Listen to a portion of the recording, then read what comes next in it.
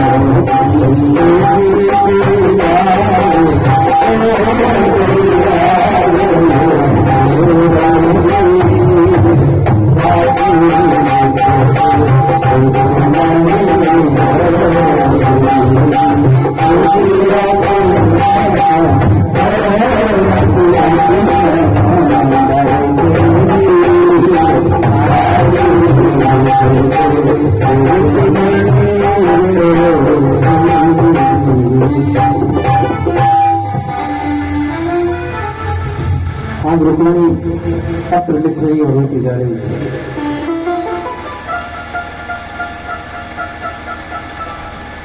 और पूरी पत्र लिखकर अपने मोहर लगाई और ब्राह्मण को दे दी। कहा, ब्राह्मण देवता आप जाइए और जाकर द्वारकाधीश को जाकर ये पत्र मेरी तरफ से दे देना और पढ़कर सुना देना। और ब्राह्मण द्वारकापुर गए और वहां जाकर भगवान को पत्र दिया। भगवान ने पत्र लिया और वापस उस ब्राह्मण को दिया। बोले, ब्राह्मण देवता आप ही इस पत्र को पढ़कर सुना दीजिए। पत्र में लिखा था,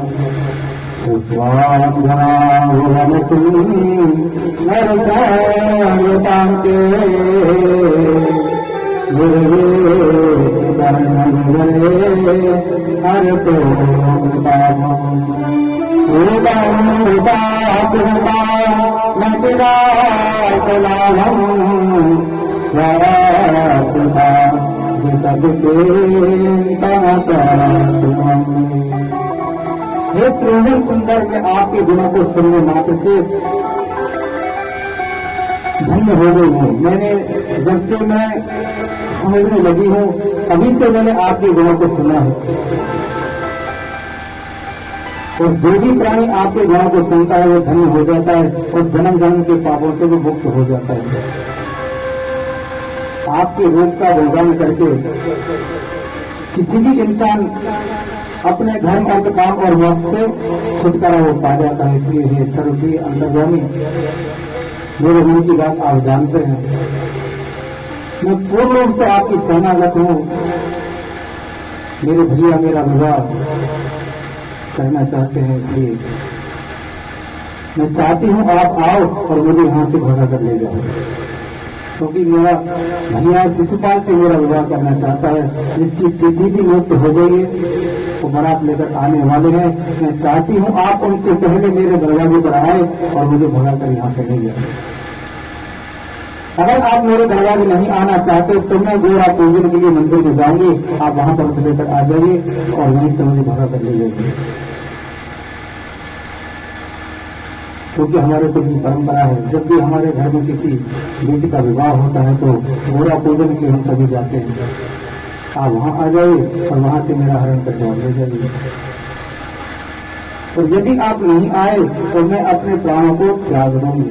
आज भगवान ने जैसे ही पत्र को पढ़ा, सुना उस ब्राह्मण के मुख से, ब्राह्मण को भी अपने रथ में बिठाया और वहां से कल रथ लेकर चल दी। बलराम जी ने देखा कान्हा अकेले जा रहे तो बलराम जी भी पीछे से सेना लेकर भगवान के पीछे पीछे चल दी। इधर आज रुक्मिणी गौरा के मंदिर पर गई और गौरा का पूजन करने लगी। जय जय गिरि राज किशोरी, जय जय गिरि राज किशोरी, जय महेश चकोरी, जय महेश चकोरी, जय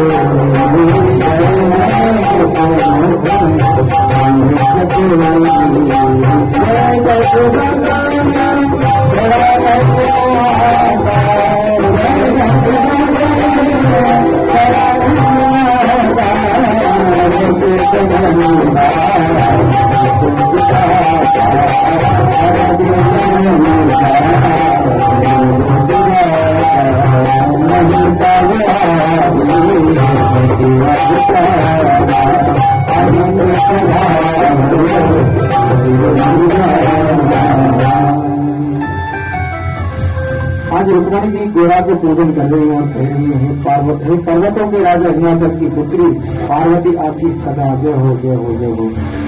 ये गणेश और कार्तिकेय की माँ आपकी सदैव जय हो। आप भक्तों के मन की जानने वाली हो, आपके असीम प्रभाव को तो वेद भी नहीं जानते। आपका ना आदि है, ना मध्य है, ना अंत है। तो आप भक्तों के मन को मुंह का वरदान देने वाली हो। इसलिए हे माता, आप मेरे मनोरथ को भली भांति जानती, इसलिए आप मेरे मनोरथ को पूर्ण कीजिए। रुक्मिणी ने ऐसा कहकर पार्वती के चरण पकड़ लिए और जैसे चरण पकड़े, विनायक बस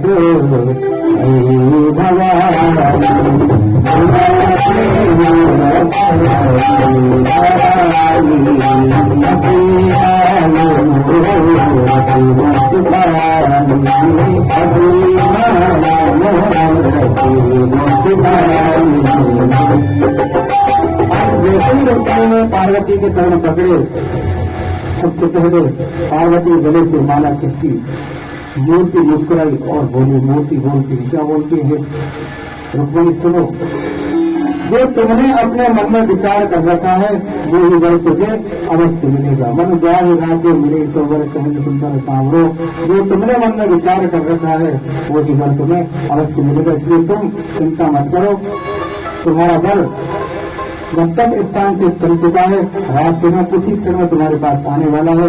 तुम चिंता की कोई बात मत करना और मंदिर के बाहर जाकर तुम खड़े हो जाओ।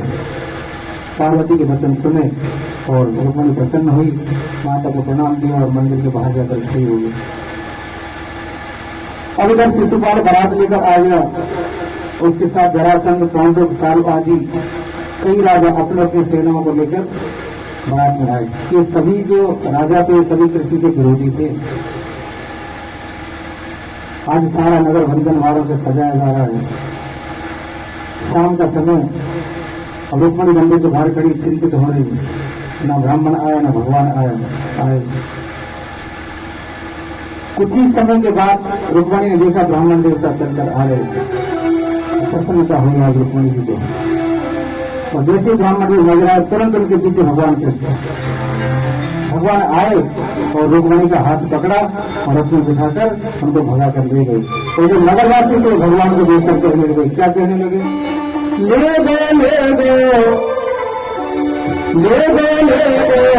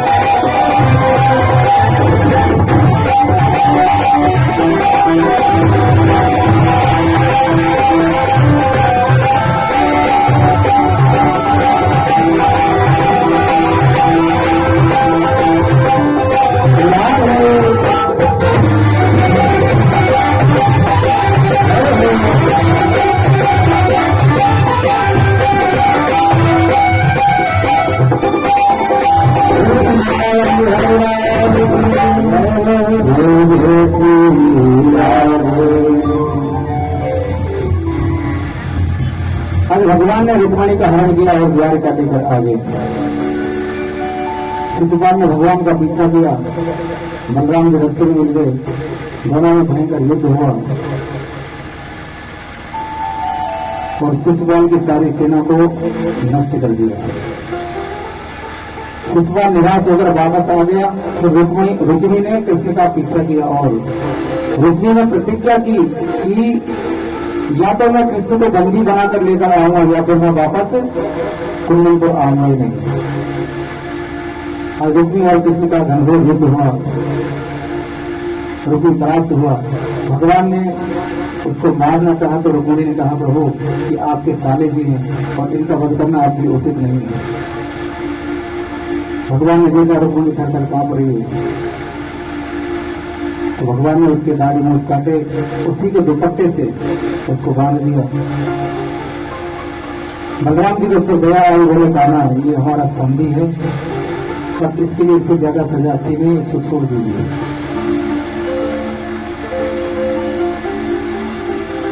भगवान ने रुक्मी को छोड़ दिया और रुक्मी अपने नगर में नहीं गया और एक भोजकट नाम की एक नगरी बसाई जिसे आज भोपाल कहते हैं। रुक्मी ने भोपाल को बसाया है, आज भी रुक्मी के पूर्वज उस भोपाल में रहते हैं। सुखदेव जी कहते हैं, हे स्वामी, भगवान श्री कृष्ण ने इस प्रकार सभी राजाओं को जीत लिया और विदर्भ राजकुमारी रुक्मिणी को द्वारका लाकर उनके साथ विधि पूर्वक पानी ग्रहण संस्कार किया। सुखदेव जी कहते हैं, परीक्षित, कामदेव भी भगवान के अंश हैं जो पहले भगवान शंकर की क्रोधाग्नि से जलकर भस्म हो गए थे। फिर उन्हें भगवान कृष्ण और रुक्मिणी के गर्भ से प्रथम के रूप में दोबारा फिर जन्म लिया। इस प्रकार से पहला विवाह भगवान का रुक्मिणी से हुआ, अब दूसरा विवाह जामवती से हुआ। कैसे हुआ? एक बार भगवान पर मणि चोरी का आरोप लगा तो भगवान मणि की खोज में निकले और मणि के साथ साथ जामवती से विवाह उनको करना पड़ा।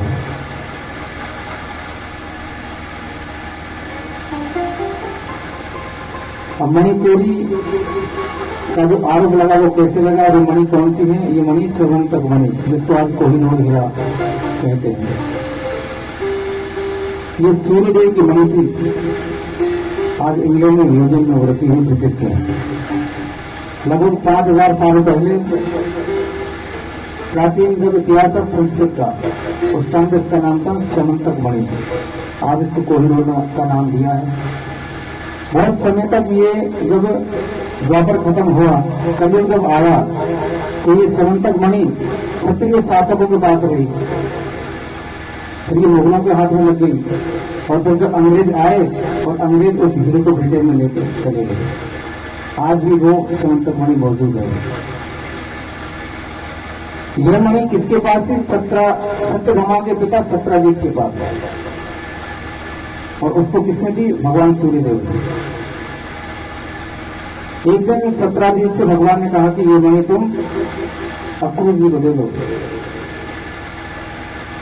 सत्राजीत ने मणि अक्रूर जी को नहीं दी और एक दिन क्या हुआ, वो मणि वहां से चोरी हो गई। चोरी कैसे हुई? सत्राजीत का भाई प्रसेनजीत उस मणि को बिना बताए पहनकर जंगल में चला गया। एक शेर ने उसको देखा, शेर उस प्रसेनजीत को खा गया और मणि को लेकर आ गया। इधर जामवंत जी ने देखा कि शेर के हाथ में एक मणि है, तो जामवंत जी ने शेर को मारा, उस मणि को लेकर अपनी गुफा में आ गए और अपने पुत्र को खेलने के लिए दे दिए। अब सत्राजीत से भगवान ने इस मणि के लिए कहा था कि भाई इस मणि को अक्रूर जी को दे दो। मणि जब गायब हुई तो सत्राजीत ने सोचा ये मणि जरूर कृष्ण चुराएंगे, क्योंकि कृष्ण ही मुझसे कहा था कि मणि को अक्रूर जी को दे दो। भगवान को बुलाया, उनसे पूछा मणि कहाँ है? मुझे पता नहीं। तो आज सत्राजीत ने कहा कि मणि को ले जाने वाले आप ही हो, आप ही ने मणि को मांगा था, किसी और ने मणि मांगी नहीं थी, इसलिए कुछ भी हो तो मणि आप ही के पास हो, आप चाहे दो चाहे मत दो। भगवान को जब ये आरोप लगा तो भगवान उस मणि को ढूंढने निकले। ढूंढते ढूंढते जामवंत जी की गुफा में प्रवेश कर गए। जामवंत जी बोलते तो भगवान राम जी के समय में थे, रीछमती जामवंत।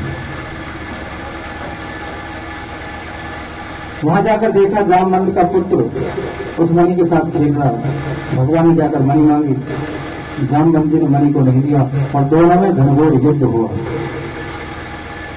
युद्ध जब हुआ तो जामवंत जब वो हारने लगे तो जामवंत जी के आराध्य देव कौन थे? भगवान श्री राम। उन्होंने भगवान श्री राम को पुकारा तो भगवान श्री राम को जैसे ही पुकारा, कृष्ण के अंदर से भगवान को प्रकट होना पड़ा। भगवान राम को भगवान कृष्ण के साथ युद्ध हो रहा तो भगवान कृष्ण को राम का रूप धारण करना पड़ा और जामवंत जी को दर्शन दिए। जामवंत जी भगवान के चरणों में गिर गए, क्षमा याचना की और कहा, भगवान मुझसे क्षमा हो गई, मैं आपको पहचान नहीं सका। आप ये मणि भी ले लीजिए और एक मेरी पुत्री है जामवती, आप इसके साथ विवाह कर लीजिए। आज भगवान का दूसरा विवाह उस जामवती के साथ हुआ। मर्जी से एक भी विवाह भगवान का नहीं हुआ, सब पर भगवान ने दया की। मणि को लेकर भगवान सत्राजीत के पास आए। सत्राजीत से कहा, सत्राजीत ये तुम्हारी मणि तुम्हारा भाई कहीं कर गया, उससे शेर ले गया, शेर से जामवंत जी ले गए, जामवंत से मैं लेकर आया, तुमने गिरती हूं तो दोष लगाया था। सत्राजीत को बड़ा दुख हुआ, क्षमा मांगी और कहा, मेरी पुत्री सत्यभामा है, आप इससे विवाह कर लीजिए। इस प्रकार से भगवान का तीसरा विवाह सत्यभामा के साथ हुआ। एक दिन पांडवों के लालसागर से बचने के बाद भगवान कृष्ण पांडवों से मिलने गए और वहां से अर्जुन को लेकर घूमने निकले तो उन्होंने सूर्य की पुत्री कालिंदी जी को तपस्या करते देखा। तो भगवान से विवाह करने के लिए तपस्या में लीन थी, तो भगवान ने उस पर कृपा की और भगवान का चौथा विवाह कालिंदी जी के साथ हुआ। एक बार भगवान अर्जुन को लेकर उज्जैन गए तो वहां से उनकी राजकुमारी मित्रवृंदा से स्वयंवर करके उनसे विवाह किया और भगवान का पांचवा विवाह मित्रवृंदा के साथ हुआ। एक दिन भगवान कृष्ण ने कौशल के राजा नग्नजित को परास्त किया। उसके 7 बहनों को एक साथ नाथ कर उसकी कन्या थी सत्या, उसके साथ भगवान ने विवाह किया। इस प्रकार से भगवान का छठा विवाह हुआ। सत्या के बाद कैकेयी की राजकुमारी भद्रा से भगवान का 7वां विवाह हुआ और भद्रदेश की राजकुमारी लक्ष्मणा भी भगवान को चाहती थी, लेकिन परिवार वाले भगवान से द्वेष रखते थे, तो भगवान ने वहां जाकर उसका हरण किया और 8वां विवाह लक्ष्मणा के साथ किया। ये 8 पटरानी थी और 16,100 जो रानियां बनेंगी। भौमासुर नाम का एक असुर, एक राक्षस, जिसने अमर होने के लिए 16,100 कन्याओं को बंदी बना रखा था। उनकी बलि देकर वो अमर होना चाहता था। भगवान को जब पता लगा तो सत्यभामा को साथ लेकर उसके पास गए और उसको परास्त किया, उसको मृत्यु दंड दिया और उन 16,100 कन्याओं को वहां से छुड़वाया। अब जैसे ही छुड़वाया, सारी कन्या एक साथ बोली, भगवान हम बहुत दिनों तक इसके बंधन में नहीं है, अब हम बाहर जाएंगे तो हमसे विवाह करेगा कौन? हमारा जीवन खराब हो गया, बर्बाद हो गया, अब हमसे विवाह कोई करेगा नहीं, हम क्या करें? भगवान ने कहा, तुम चिंता मत करो, तुम सभी से मैं विवाह करूंगा। तो भगवान ने 16,100 से एक साथ विवाह किया। इस प्रकार से भगवान के 9 मंडपों में 8 मंडप आध्यात्मिक का, 16,100 का एक मंडप लगा। 9 मंडपों में भगवान का विवाह संपन्न हुआ। अब 16,108 रानी पटरानी जब थी तो उनके पुत्र भी होंगे, कितने वो होंगे अंदाजा लगाओ, है पता? एक एक पत्नी से 10-10 पुत्र और एक एक पुत्री हुई। कितने हो गए? 16,108 से 10-10 से गुणा करो, 11 से गुणा करो, कितने हो गए? और इनकी संख्या बढ़ते बढ़ते जब भगवान का अंत समय आया तो कितने हो गए? टोटल 56 करोड़। 55 करोड़ यदुवंशी पूरे भगवान के वंशज हो चुके थे जो भगवान धराधाम छोड़कर जाने लगे। और इनके ऊपर जो आचार्य थे वो थे 3,88,100। इतने तो आचार्य थे, इनको पढ़ाने लिखाने वाले, इनकी देख रेख करने वाले। आज भगवान का विधि पूर्वक विवाह हुआ। आगे हम सभी भगवान के उत्सव में शामिल हो, भगवान का विवाह करेंगे। भोला बने घनश्याम जोड़ी का जवाब नहीं, भोला बने घनश्याम जोड़ी का जवाब नहीं, भोला बने घनश्याम जोड़ी का जवाब नहीं, अरे भोला बने घनश्याम जोड़ी का जवाब नहीं, भोला बने घनश्याम जोड़ी का जवाब नहीं, जोड़ी का जवाब नहीं, जोड़ी का जवाब